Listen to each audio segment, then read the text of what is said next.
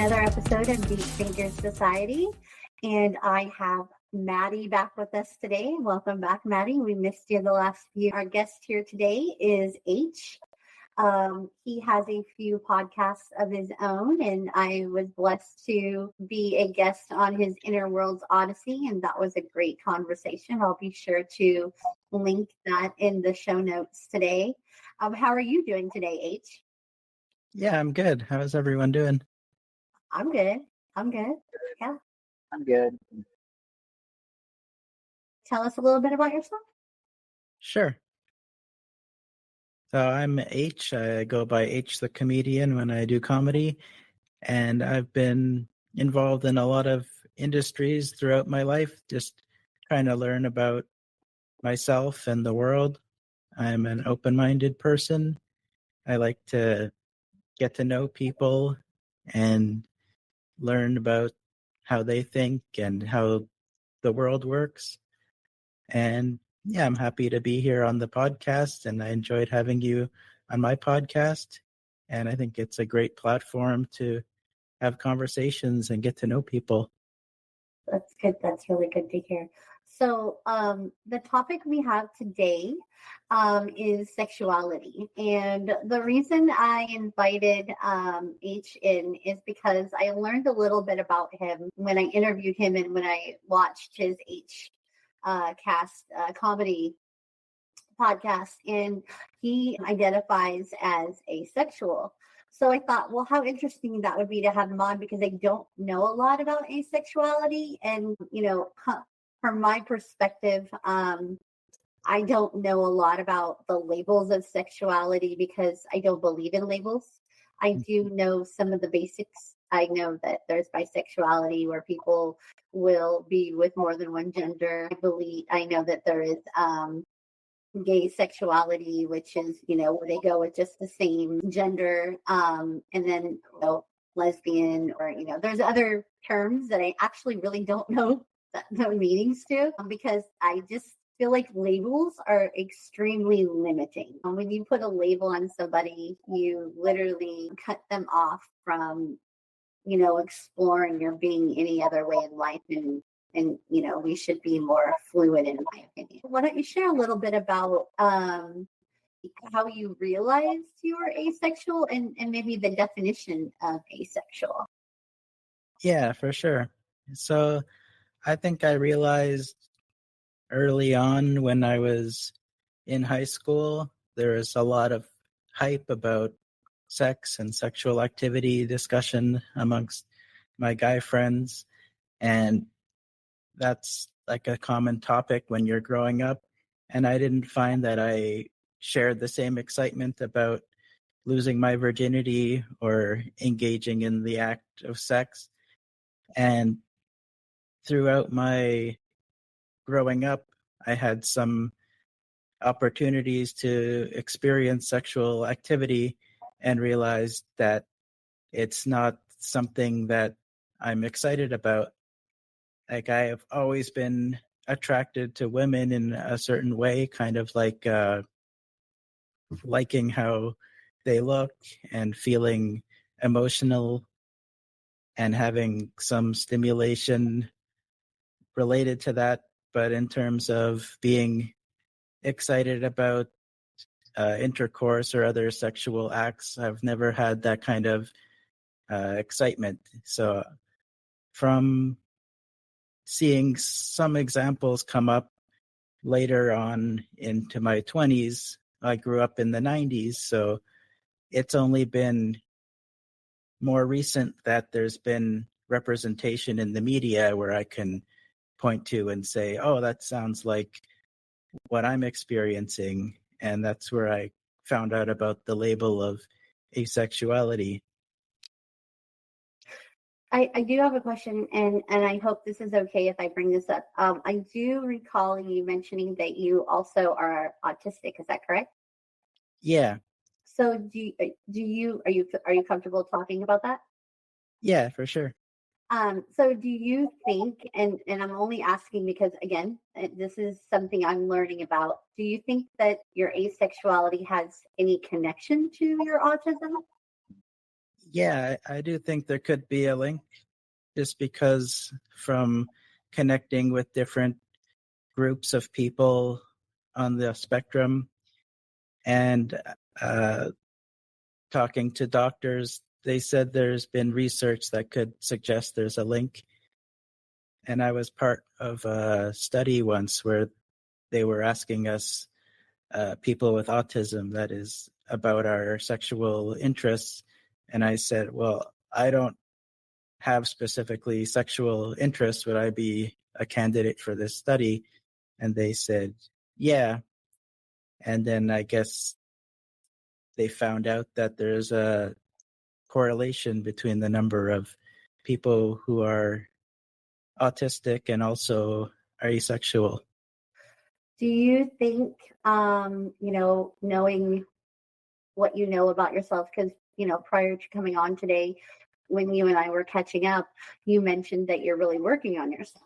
So I was wondering, I know that autism is very broad, and you deal with your emotions differently and you process things differently.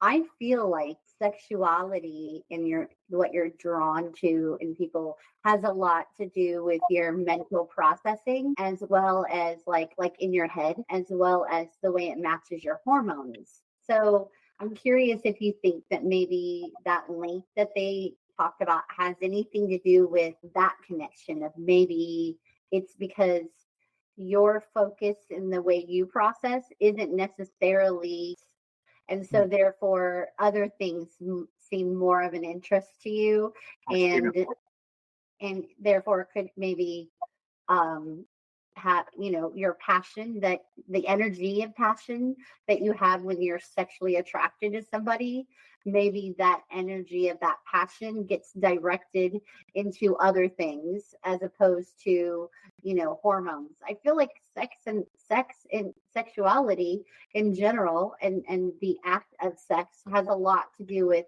the way we're conditioned as well. So being that your brain processes differently, I'm sure your conditioning level is also different. Yeah, that's interesting, because I also try to make those type of connections. I like to get to know myself and be open about what I feel and how I process things. Like, I'm speaking to a psychiatrist now, or a therapist rather, who's I'm talking about some of these things and trying to find connections and figure out what may be connected. Like, at one point I thought it could be possible that maybe something traumatic was a cause of the asexuality. And from what I understand, it's a healthy, normal sexuality. And I guess it differs from person to person. But to me, I guess I was always looking for a reason, because it's not in the norm. It's about 1% of people that experience asexuality. So even those who are aware of different sexualities might not acknowledge or be aware of it as something that happens with people. So when have you met other people that are also asexual? Yeah, I was part of a asexual dating group for a bit, and I met with people who had similar mindsets. And what does that look? What did that look like? Like, because in the dating scene of people who are more prone to wanting to engage in a sexual activity, and they are attracted to the other for whatever reason. Maybe they're attracted to somebody because their looks are appealing to them, and that might be what turns them on. Or it could be they are attracted to somebody because they have money. Some people are physically attracted to people that have money. Some people are physically attracted to people because they're super intelligent. And then there's people that are really physically attracted to people because of the way that they deal with their emotions. So there's so many different reasons to be sexually attracted to people. But when you're asexual and that is an interest, what does that dating scene look like? Yeah, well, it's interesting you say, because what I found is that people seem to have a core interest in sex behind their enthusiasm to date, it seems. So for me, I found not so much of a interest in dating because there's not so much a distinction between dating and having friends if there's nothing sexual. So I think in terms of dating, I like the closeness I can get with somebody, being emotionally close to somebody.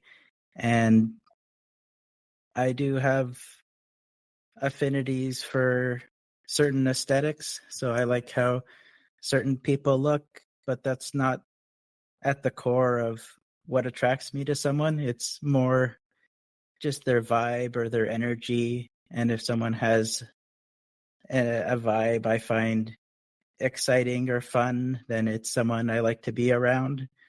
And it's also usually not in a sexual way. So I find that I can get that with any kind of person that I feel an excitement about connecting with them. That's wonderful. So are you with anybody right now?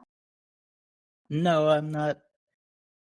I just making friends and enjoying the connections that I happen across. That's really awesome. That's really, really awesome. Oh, I was wondering, like, what's the difference between asexuality and just being absent? Like a faith-based kind of, I just sort of believe that, and then, or just feeling like you're whole. Does asexuality just feel like you're whole? You don't need anybody else. You're like the book, the children's book, the Big O, the missing piece, and the Big O. One of my favorite children's books. Like the missing piece is like you're always looking for someone to complete. There's the Big O, which you're already complete. You know, and to me, it's like asexuality. You're already complete. You don't need like another person to complete you. You're whole unto yourself. But you have that belief. Is that belief behavior of sexuality? Yeah, so to answer the first question, like people who are abstinent or for religious reasons not participating in activities, if they still have the urge to, then that's different than somebody who never had the urge and is also not participating. So it's not like I'm Choosing. forcing I'm not, it's not difficult for me to not participate in sexual activities. I just don't have the urge to. It's not something that comes into my mind. When I think of think about how our body works. I'm sorry, Matt. Did you want to? Yeah, I was gonna say I'm the same way. I mean, I've been celibate for 12 years. I have the urge, but I don't. It's like I'm like a post sex now, like post sexual activity. So is there an aspect to asexuality, but you're post you just not? It's like you're like I'd rather just create, you know, focus on this more than anything else. If it comes along, it comes along. Or is it different? Maybe. It does come along, still asexual. Yeah, I think that could be in the realm of asexuality. Like Laurie said, there's a spectrum in autism as well as in asexuality. Like they have many labels to split up types of asexuals, but since labels aren't that useful, it's just to say that everyone has their own particular ways of being. So some might even still enjoy participating in sex, but on a lesser level than someone who would not be considered asexual, or someone may have zero interest in anything and still be within the same categorization as someone who enjoys being close with someone physically and emotionally. I was one. It's funny because that's what I was going to say before Matt chimed in. I was going to say that when you look at the science behind sexuality, and that's why I asked if autism was maybe a reason why you identified with the sexuality, is when you look at the science behind our bodies and our hormones, there are reasons that hormonally we might be attracted to men. We might have too much of, like for women, example, who are attracted to men, they have the female hormones like fluid and active in their body. And then there's men who are attracted to men, and maybe they have more female hormones going through their body. And then there's gut health, and gut health could potentially, or even addictions, gut health, which stems from, sometimes an addiction to sugar, or an addiction to alcohol, or an addiction to a drug, or, pain medications, that creates a gut health, and that affects your hormones. And then inactivity, not moving enough, then you're not creating, motivation in your body, and then that leads to a form of depression, and there could be deficiencies. So I always wonder, is sexuality based on your hormones? Or at other times, is sexuality based on, childhood trauma or the way you were raised? Or is it a combination of all of those things? Because, I find it interesting when you have women who are physically attracted to other women who look like men.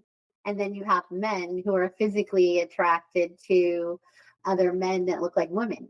Is that a conditioning from early childhood? Is that a hormonal imbalance? Or is that the fact that who they're attracted to has nothing to do with sexuality, and more to do with what I identify as is like a connection, or a need being fulfilled, that somebody loved, that they could be loved by them. They realize, oh, I like this person, and I could see myself, wanting to know more about them, and maybe even eventually loving them, or at least having some sort of connection where you choose to have sex. And so for me, I don't identify under any labels, because I'm usually sexually attracted to anybody who I feel heart-centered with, like if I feel an unspoken connection. But then, hormones do play in it, and there are times where you see like a really, hot male or female on the TV, or, and so I think it plays into it a little bit for me, but I don't think I could go with the label, because as soon as I say I'm this, or as soon as I say I'm that, then I'm going to be attracted to somebody who isn't any of those things. You know what I mean? Yeah, that's well said. And I think it's great that you don't put yourself in a box using labels, because a lot of times people will use that to stereotype you or something. And especially when there are so many media stereotypes for each type of label, it could be damaging or make you less aware of who you are. And I think to what you said about if something is based on trauma or if it's natural, it's interesting to me, because I've had that thought. But then in the same sense, we don't look for that in people who are heterosexual. So that's kind of saying that we're looking for a problem when there might not be a problem. Because Right. Well, that's a good point. That's a really good point. yeah, like if someone is attracted to the opposite sex and interested in the right amount of sex, that's normative.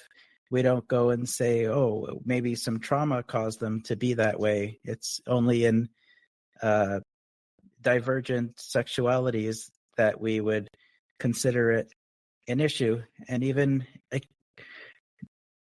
in the past, it was considered a disorder to be homosexual or to have divergent sexualities, and recently has been relabeled to Be normal. yeah. So maybe these are just antiquated ways of thinking that there has to be something wrong if you're not heteronormative.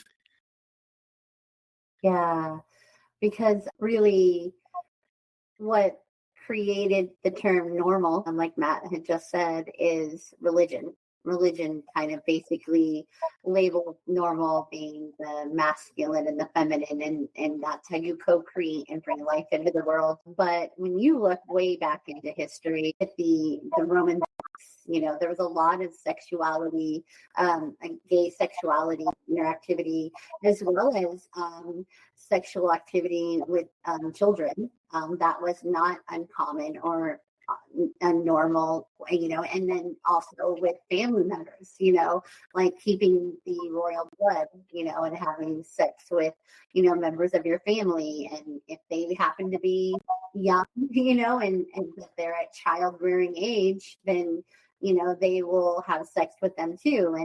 And so, through time, I feel like sexuality has changed so much that I do agree that there needs to be a level of masculine and feminine, but I don't believe that level of masculine and feminine energy has to come from a male and a female. I believe that, there are females that carry a lot of masculine energy, and there's males that carry a lot of feminine energy.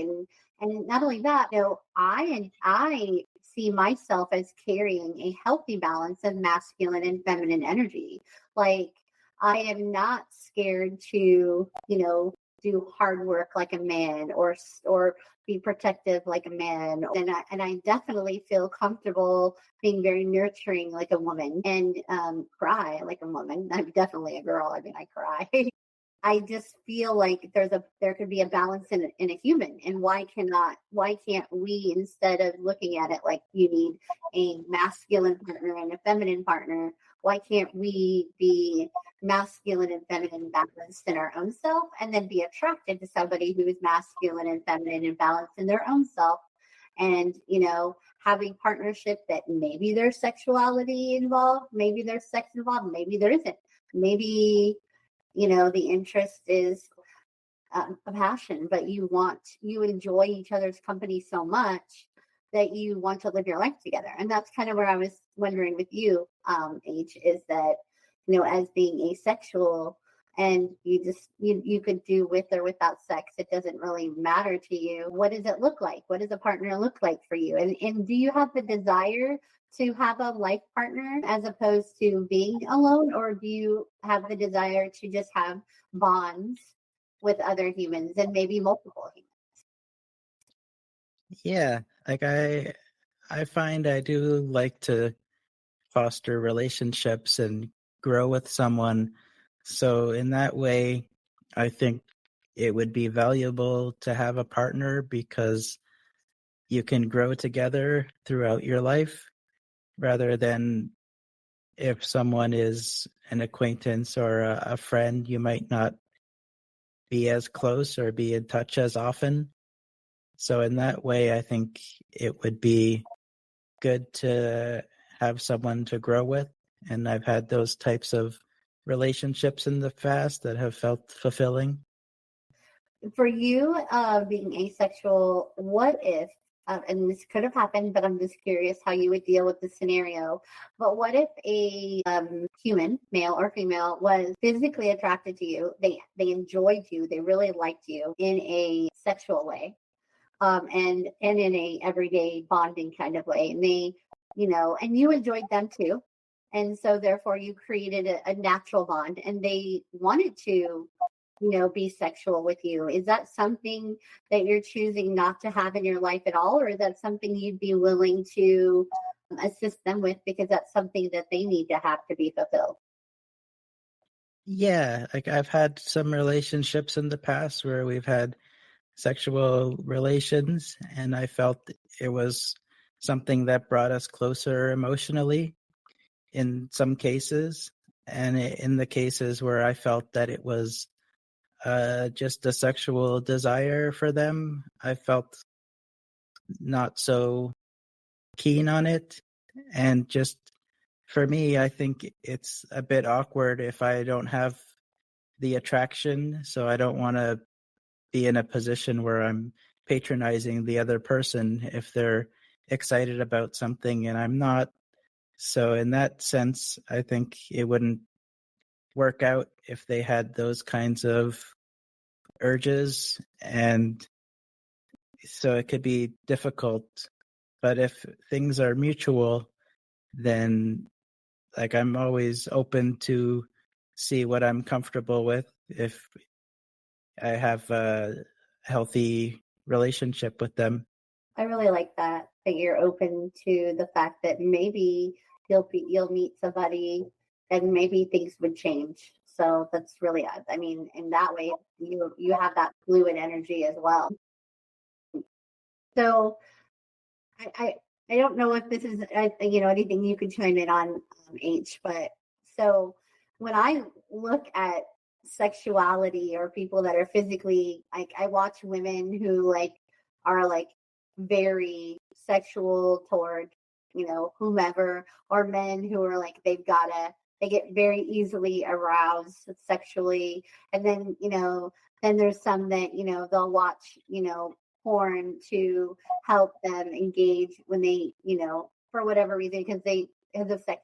So really, the call to sex, so men who want to send women their dick pics because they think that women want to see how big or what their dick looks like, and then the women who will show their breasts to men because they think that that's what all men want, like that. And then the people who don't have sex in a relationship for long periods of time, and then by choice or by whatever, or those people that want to have sex all the time, like the people that want to have sex all the time and the people that are sexually attracted to other people easily seem to be what society labels as normal. You hear it in music and rap songs, and you hear it in, sexual healing, and Marvin Gaye, and then you hear it, and you see it in movies and the way that they,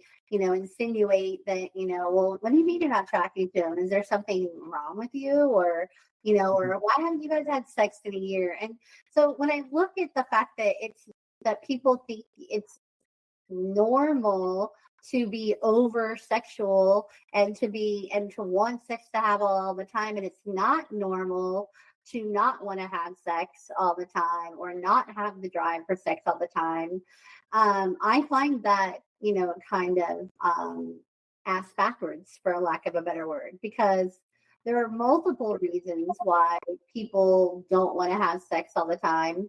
And I think there's more people out there than not who are listening to this, and they'll just be like, I feel bad when I tell my partner, no, I don't want to have sex, because they want it, and they want it a lot more often than I want it. I don't need it. Like, that's not what I need in our relationship. Kind of to the point, H, where you already are. They have a bond, they have a life, they have a story together. And then there's women who will partner, and there's men who will partner with women. They'll get with a partner. And sex is not a priority. They love that they could, raise a family together, and they love their life together. So I feel like in general, sex is overdone with media. It's overdone, I mean, there are men, I will say, naturally, once their hormones kick in, it is natural for them to, with healthy hormones, and to want to have sex more often than not. They wake up in the morning ready to go, their body is ready to go. But women, their bodies aren't like that. Women need something to bring them around to it. And it could be the pheromones from the male, or whatever, or the fact that he brought her breakfast in bed, So I think that, the topic of sexuality in general, sex in general, needs to be redefined or more fluid and open, kind of like when we label, you know, who you're attracted to. And there are people in this world who absolutely don't want it that way. They're like, it needs to be men and women, and anything else is just not okay. And, and they get stuck in I'm the man and I work and the woman takes care of the kids. And if she isn't taking care of the kids and she's staying home, then she needs to go, contribute somehow in the world. And so, I mean, that black and white, I mean, we're not in the 50s anymore, like, Mhm. And it takes so long to change, I find. Like, as someone, I'm 36 now, and I was growing up in the 90s and early 2000s, I felt this kind of hyper masculine, hyper sexual energy where it's like the norm was to be aggressive and in a sexual way. And I very much didn't relate to that. I was very quiet and passive and more like the girls that were more of the aggressors. And people just told me, oh, you're never going to meet any girls that way because you have to be the one to be aggressive. And I just said, well, that's not who I am.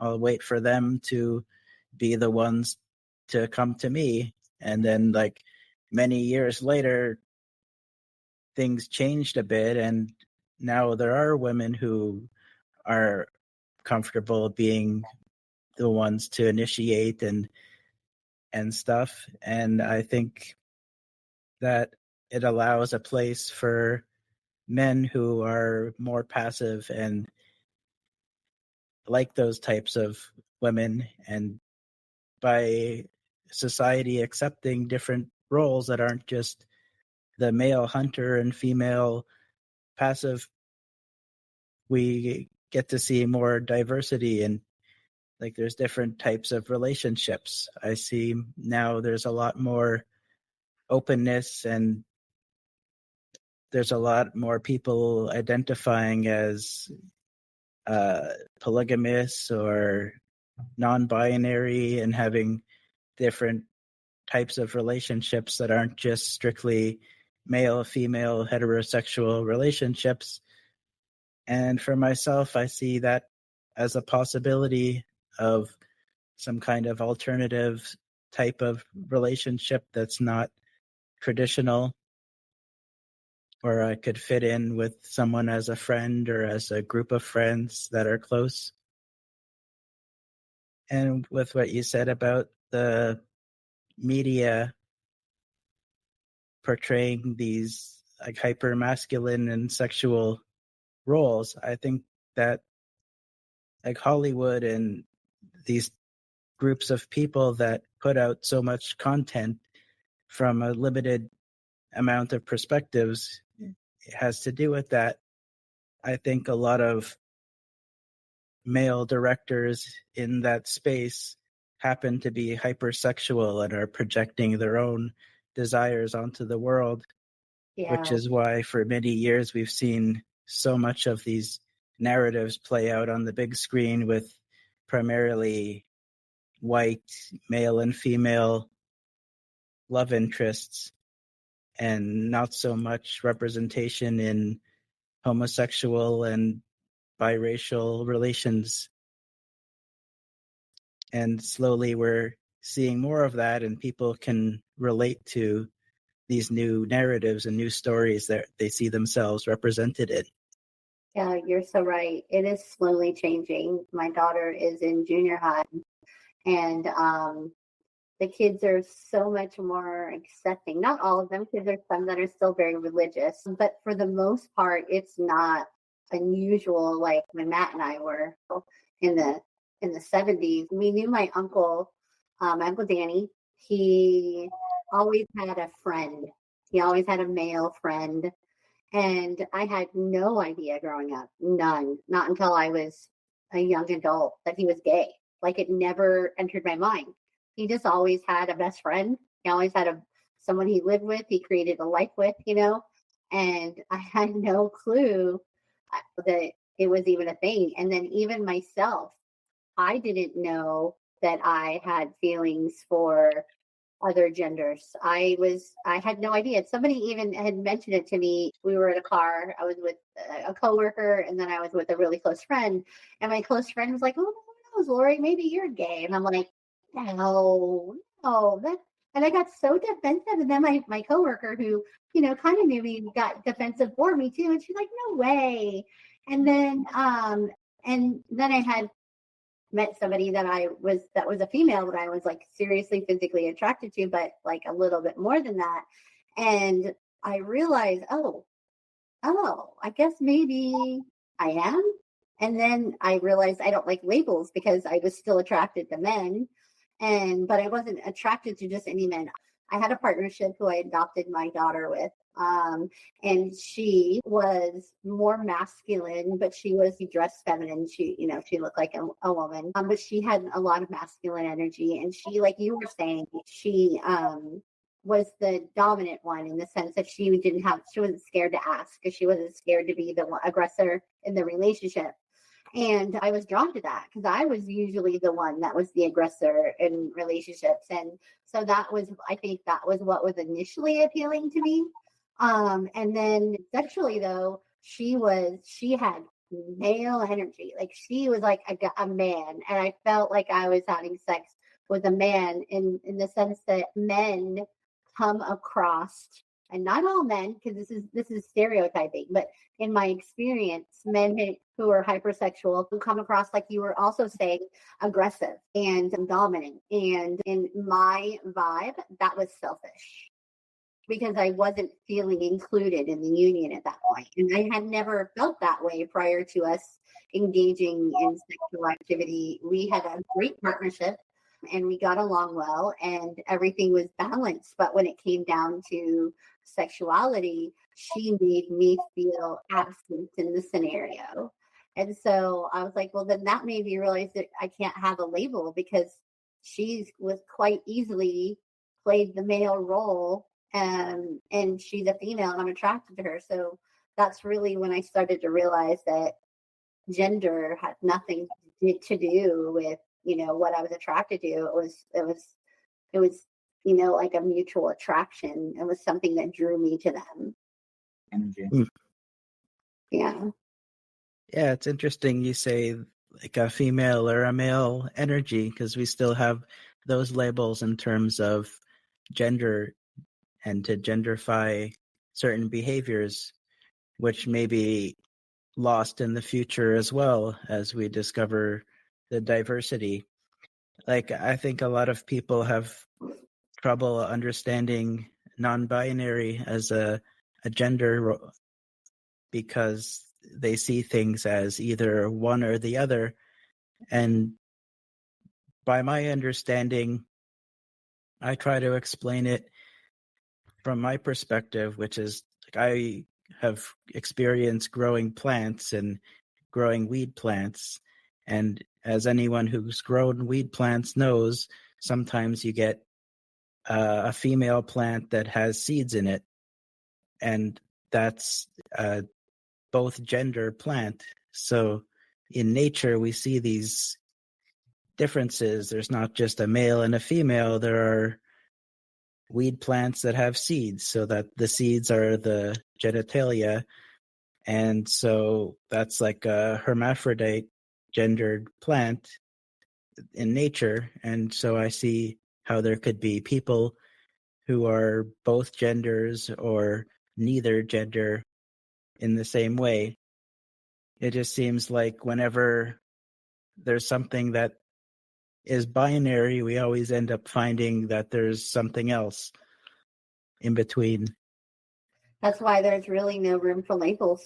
Really, I mean, we should just be fluid and go with what we feel called to and live from that perspective. And if we get to a point in a relationship where we don't feel sexually bonded with our partner, we need to maybe look at why. Is it because that's not needed in the relationship anymore? Is it because they treat us a certain kind of way and we're not attracted to them in that way that we were at one time, and so we tune that sexual part out? Is it because the relationship doesn't need it? It runs well without it. So I think that being fluid like that. Maybe one partner is still hypersexual and the other one just isn't anymore. And then maybe one likes to start behaving differently. Like maybe the man wants to start wearing women's clothes, and the woman, wants to be the one that wears the pants in the house, and now she wants to be the one that goes to work, and he'll stay home and dress like a woman and take care of the baby. Like that's fluid because they didn't start the relationship that way, but they enjoyed each other's energy so much that they allowed each other to grow the way they needed to grow, and they were okay staying in the relationship. But once things change in a relationship for whatever reason, and it's not similar, and I don't mean like 3-4 years down the road, I'm talking like you've been together like 10 plus years, you really need to look at, like reflect on your relationship and see if this is the person you still need to be with, because maybe you both have grown in different ways, or you two need to be comfortable adapting to each other's new ways and in order to stay together because you love each other. You know what I mean? Like, I think that needs to be the new normal. Yeah, I just see it as interesting when people are able to discover new things about themselves and be open to things. Because if you're always one way and you label yourself and say, I'm just a straight male and that's all I'll ever be, you're limiting your range of experiences. Whether that's the only thing you ever enjoy or not, there's always room for firsts. So I think it's more interesting in life when we have more firsts. So like you said, some people might experiment and start dressing like a woman or take on different roles. That would be an interesting experience if they haven't done that before. And so that's why I like to figure out what I'm into and just see what's out there and experiment, because there are so many different roles we can try to take on in the world that we might enjoy. That we never allowed ourselves to be comfortable with because there's a stigma out there, There's a label out there, and maybe that label people, frown upon it. So we don't even think like you said, I'm heterosexual and I'll always be that way and I'll never change because that's just who I am. Well, how do you know? And is that who you're always going to be because you're fearful of maybe liking something different? Or is it who you're always going to be because you really feel that that's who you are? Or are you fluid enough to know that if one day you happen to walk into a coffee shop as a man, you walk into a coffee shop and another man asks to sit at the table with you, and while you're sitting there, you have such engaging conversation that maybe you have like feelings you never really realized were there before. Are you comfortable enough and fluid enough to allow a possibility of a spark being with a stranger of the same gender? Yeah, exactly. So I think it's always interesting to see where things can go and find different avenues about yourself, because we're all pretty like complicated beings. Yeah. We're not all just one thing. So as we get to know ourselves, we can really explore the different dynamics that we can relate to in the world. And that's why I think I see in others sometimes when someone is repressed and they're denying things about themselves, where they might believe they're only one way because they're afraid that they won't be accepted.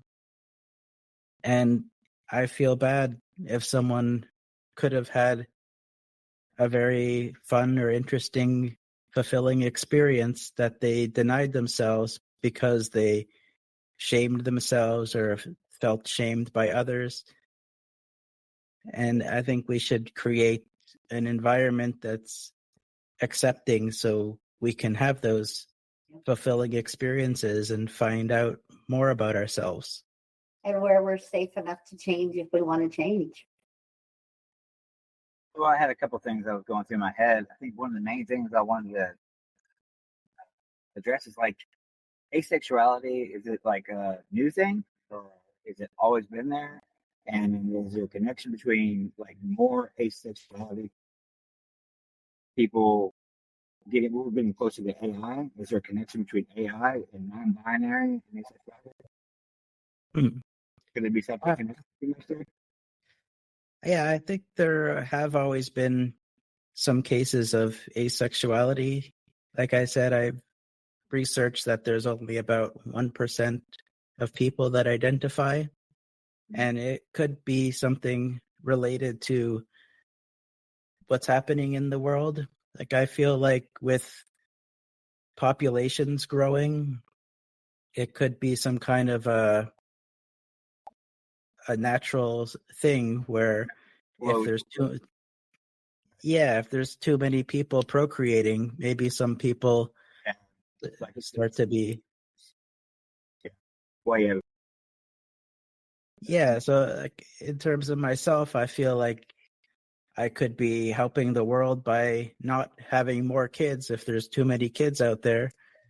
And if everyone is hypersexual and having a lot of kids, there might be too many people.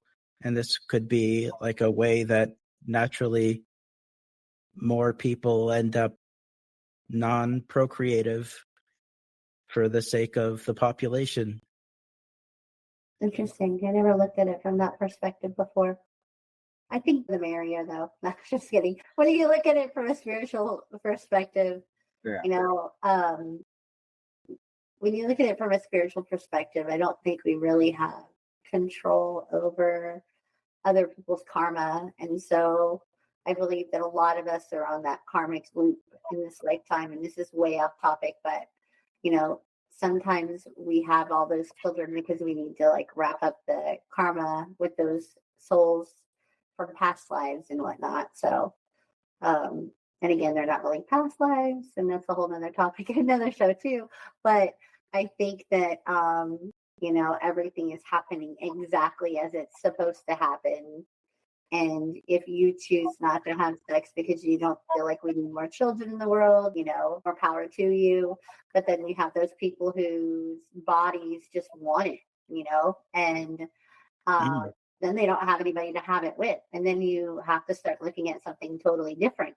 It has nothing to do with sex at that point. It has to do with something inside of you that you need to address, that needs to be looked at. And for I think I need to look at, I have been, doing a lot of healing work on myself for the last 5 to 6 years. And what I've really learned about myself is that I just don't trust easily in general. And I don't share my space, my personal space easily in general. And in order to share that space, it usually connection, like somebody I feel for some reason, I just have always known them. And when I don't have that unspoken knowingness that I know them from somewhere, I don't feel called to anything else. So for me, I feel like it's really unique. And I feel like I've definitely healed past the secure part. I don't feel uncomfortable with boundaries anymore. I don't feel uncomfortable not saying yes or no anymore. And I feel like I could easily have a secure attachment, whereas before I definitely didn't have secure attachments. So I think I'm at a stage in my life that once that, feeling is there with another human and it's mutual, because it definitely needs to be mutual and they're emotionally available, then, then I get to integrate that secure attachment style that I've been, healing within myself and allow that in. But, we're not always in charge. We everything happens for a reason, and we kind of got to flow with it and let the universe kind of show us what we need to know. And then we need to feel comfortable enough with ourselves to go within and do the inner work. You know what I mean? It sounds like you're doing a lot of your own inner work, and you've discovered a lot about yourself. And I think that's really awesome. Yeah, thanks. I've been trying to, and I'm glad to hear that you're and the path to being more comfortable and finding out about yourself as well. Yeah, it took a lot. People don't like to look in the mirror. It's not easy to look at your shit.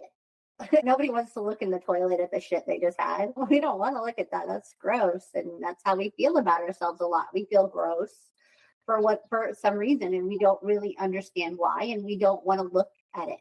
And so we just go along living life with that shame or guilt, and our surroundings reflect that back to us. We end up having toxic relationships, unhealthy relationships, because we don't want to deal with our own shit. And so once we feel comfortable going within and really looking at the problem, because the problem is never anybody else, as much as we want to blame it on others. The problem is never anybody else. It's always something we need to heal, Yeah, that's what I found. It's always helpful to try to find within ourselves what is missing or how we can move past something and grow. And that's what I'm trying to do, and look at the world from new perspectives, and as much as I can be open to new things, and just try to connect with people in ways that is safe and feels good. So as we wrap up the show, I just wanted to ask both of you, if you both are looking at life from, your perspective of sexuality, if there's anybody out there in the world who's listening to the show who, you wanted to give advice on in regards to maybe they're confused about their sexuality, maybe they don't understand their sexuality, what advice would you give somebody listening today to feel comfortable and safe? Yeah, I would say just to spend time to get to know yourself and to love yourself, and to not judge yourself for whatever you're feeling inside. And then you can see who you might relate to. And just find someone that you can connect with, and you don't have to define yourself or the relationship in any kind of way. It's just nice to be open to different types of connections. Absolutely. That's very well said. What about yourself, Matt? I agree. Yeah. Just to be comfortable, and just follow your heart. If it doesn't feel right, walk away from it or take a step back. Does, flow with it. Always flow what it feels good. It feels right. Yeah, it's absolutely about listening to yourself, listening inwardly. Yeah, if it feels a certain kind of way, don't shame yourself away from it. It felt good. Like, why is it bad to feel good? Right. I think that people need to learn to trust their vibes and their inner self, and then start surrounding themselves with people who allow them the safe place to just be who they are, and it's not always easy to make space for people that, who don't feel highly of themselves, people who have self-esteem issues, and certain characteristics that are not easily lovable. But I feel like everybody needs that safe space to just be themselves. And then if they feel welcomed, sometimes they start to change. We all need community. We all need connection. And I think that maybe we should start practicing as humans to make safe space for people, even if we don't agree with their ways or their thoughts or their behaviors, and maybe create boundaries, but allow them to know that they're safe being who they are. But boundaries are definitely important. I was just going to say, in terms of being asexual, I found it's nice that with the LGBT community, they extended the words to include asexuals, where they have it LGBTIA. And so I feel I like that community they have, and it's like a safe, fun community where they're accepting, and to be invited to that as part of their acronym feels good, because it's like a nice environment to feel like there's a place to be yourself and to be loving towards others. I agree 100%. That I didn't know that they had done that. And I think that that's super awesome that there's a community out there that people can feel comfortable being themselves in. But before people are comfortable being themselves around other communities, sometimes they need to learn to be comfortable with themselves first. Mhm. Yeah. Well, thank you both. It was so nice having you back today, Maddie and H. I really enjoyed your company and your perspective, and you enlightened me in quite a few different ways and made me think. So I really love that stimulating conversation, and I appreciate you being on today. Is there? Do you want to share with the audience, how people can find your podcast or find you, and maybe listen to some of your content? Yeah, for sure. My podcast is Inner World Odysseys, where I speak to people about their inner experiences and perspectives. And yeah, my Instagram is H the Comedian, and I post some things on there too. Cool. Wonderful. I'll make sure that I add it to the show Check notes. that out in a minute. H, what's it again? H, The Comedian. H the Comedian. Dot com? No, that's the Instagram. Instagram. Cool. Check it out. Thank you both. I appreciate you. Thank you both for being on. Thank you, Lauren. Yeah, thank you. Thank you, H.